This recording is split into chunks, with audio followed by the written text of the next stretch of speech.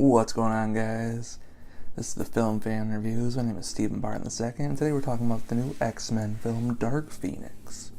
Now, this film stars James McAvoy, Sophie Turner, and Ty Sheridan.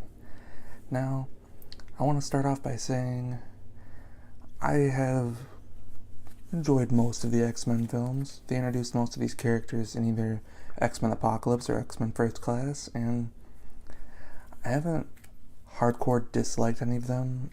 I didn't love X-Men Apocalypse, but X-Men The Last Stand and X-Men Origins Wolverine definitely at the bottom of the barrel, and I don't really go back to visit those all that often, but the rest of the films are watchable and I enjoy them, so. But this film definitely is not one of those for me.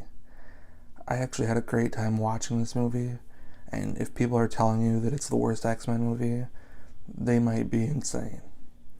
Because there are effects that don't look cheesy like they do in Wolverine Origins, and it's way better of a Dark Phoenix story than The Last Stand ever could even try to be. So I just wanted to get that out of the way right now. So if you're listening to all those critics that are acting crazy, please don't. The acting in this film was pretty good. The big major standouts are James McAvoy and Michael Fassbender playing Magneto and Charles Xavier.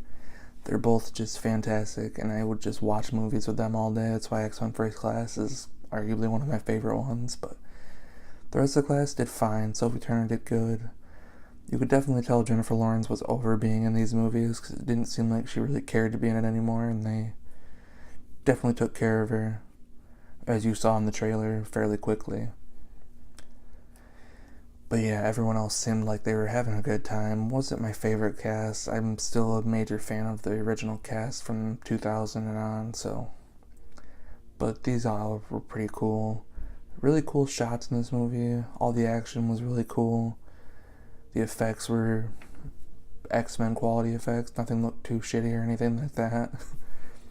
The editing was good. It didn't feel like I was in there even as long as I was. It was a little shorter than 2 hours. Definitely felt like I got in and out pretty fast, so that's always a win for me because sometimes these X-Men films get bogged down with exposition.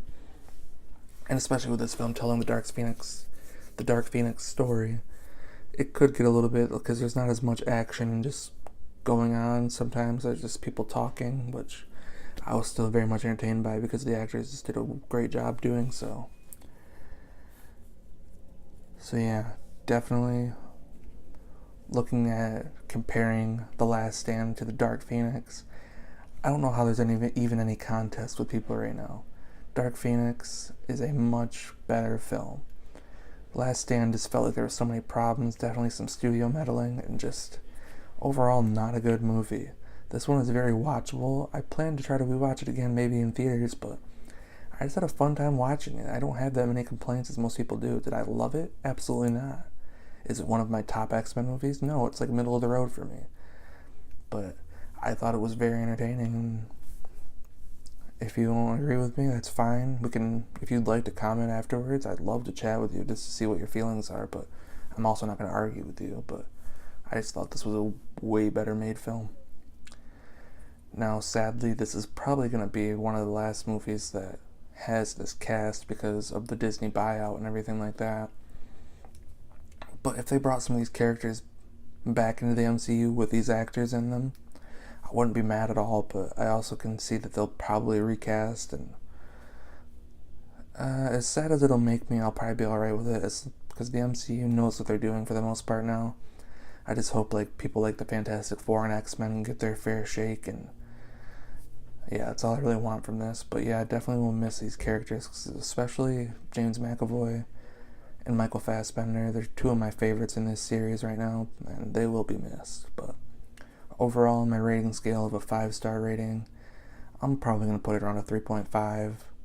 It might fluctuate after future viewings, but that's kind of what I'm feeling right now, and yeah. That's it for today.